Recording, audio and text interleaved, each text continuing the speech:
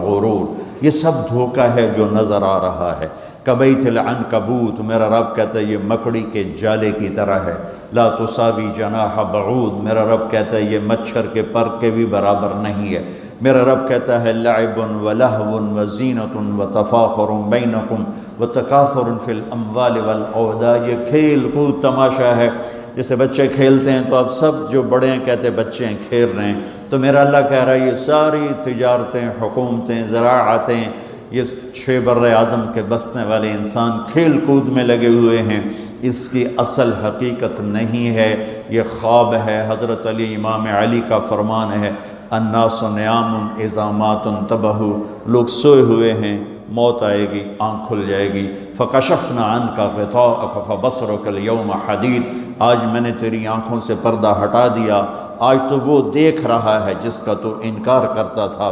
ھذا یومکم الذی کنتم توعدون، یہ وہ دن آ گیا جس کا تم انکار کرتے تھے۔ ھذا یوم الفصل جمعناکم اولین، یہ وہ فیصلہ کا دن آ گیا جس کا تم انکار کرتے تھے۔ ان یوم الفصل کان میقاتا، وہ فیصلے کا دن مقرر ہے۔ یوم ینفخ فی الصور فتأتون افواجا، جب ایک پھونکنے والا سور پھونکے گا، آواز پر کائنات کو توڑے گا، پھر تمہیں زندہ کرے گا اور تم فوج در فوج اٹھو گے۔